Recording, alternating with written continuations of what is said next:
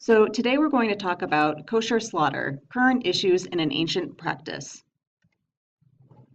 From the Bible, Deuteronomy 12:21, Thou shalt slaughter of thy herd and of thy flock, which the Lord hath given thee, as I have commanded thee, and thou shalt eat within thy gates, after all the desire of thy soul. So what is kosher slaughter? To start, it is a positive commandment of the Torah that whoever wishes to eat must first slaughter the animal.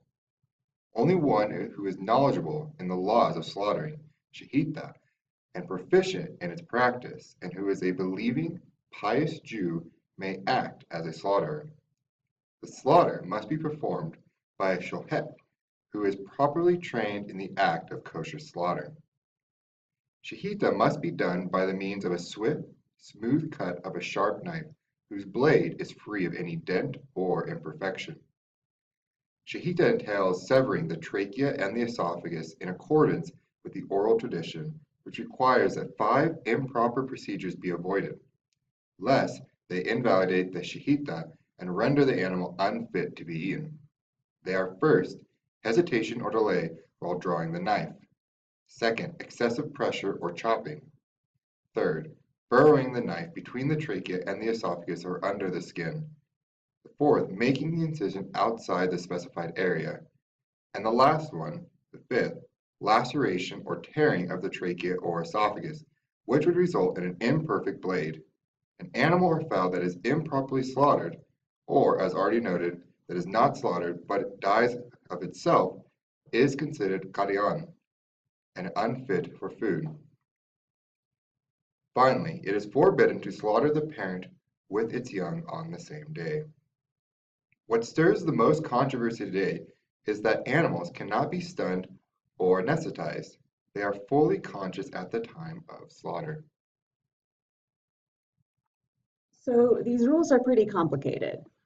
I went to Jewish day school, and it's news to me that the sciatic nerve is not kosher, which is why the back half of the cow apparently isn't kosher either. So why have Jews been doing this for thousands of years? At its core, the basic premise is that God commanded us to. God gave the Jews the Torah, also known as the Old Testament, at Mount Sinai, and in return, Jews are supposed to follow the rules set out for them. Keeping kosher is one of several mitzvot, or divine commandments or connections, practiced by Jews to connect with God.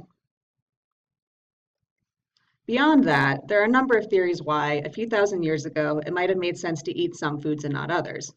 Kosher actually means fit in Hebrew, so kosher foods are those that are fit for Jews to eat. As the Jewish website aish.com puts it, Moses didn't have the USDA to ensure food safety. For example, it could have been the case that shellfish had been associated with allergies and could potentially spread disease, especially when you're out in the desert, so they were a no-go. Likewise, animals with lung abscesses or other illnesses are not kosher, which certainly makes plenty of sense today. It is also commonly believed that the rules of kashrut confer health benefits, unify people dispersed throughout the world, protect against assimilation, provide a sense of identity beyond faith alone, and also ensures the humane treatment of animals, which will be our focus today. Of course, a lot has changed over the last several millennia, but the basic tenets of Judaism have not. We still practice what was considered the most humane and sanitary means of slaughter back then. The difference between kosher slaughter and conventional contemporary slaughter practices can be a source of conflict for various cultures, in particular when it comes to the question of how humane kosher slaughter really is. Some groups are worried about the consequences of this practice if it is not performed correctly, and others simply do not believe in slaughter without prior stunning. One of the most notorious cases involved agri-processors, an Iowa kosher slaughterhouse in 2004. PETA, a well-known animal rights activist group, took it far enough to go undercover at this plant. While recognizing that kosher slaughter is supposed to minimize suffering, they intended to expose the fact that this particular plant was not abiding by the laws. Indeed, they were correct, and major players in the industry at that time were shocked by the findings. They have worked to improve the plant since then, but it was ultimately shut down and bought out by another group. While being the exception rather than the rule, this did raise awareness and brought up some concerns about the controversy of slaughtering animals while they're still conscious. Other countries also have their own problems with kosher slaughter. Switzerland was the earliest to act, banning it in 1893, followed by Norway in 1929, Sweden in 1937, and more recently Denmark in 2014, though the practice had not been used in Denmark since 2004. These countries all cited animal welfare reasons and banned slaughter without prior stunning.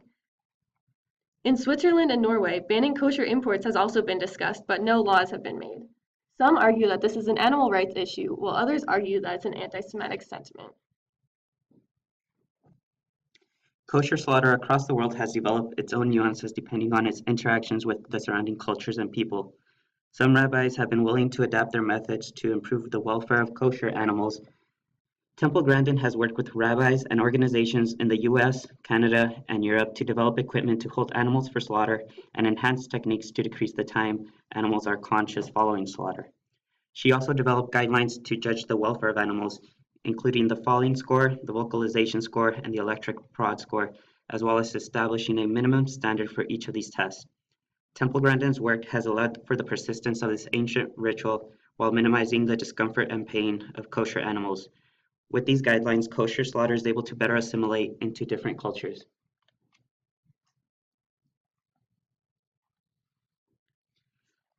As veterinarians, we should be educated on the practice of kosher slaughter. Understanding of another culture makes prejudgments less likely and allows for more empathy. Veterinarians working in the slaughterhouse industry should especially be aware of why this practice exists. Understanding the why will make it easier to work with the facilities to improve them. We should use this understanding to educate the Sohat on proper anatomy so they have a better understanding of exactly where the best place is to cut. People working at the facilities should be trained on proper treatment of the animals so they are treated more humanely. In essence, being educated and aware of other cultures not only improves us as vets, but as people.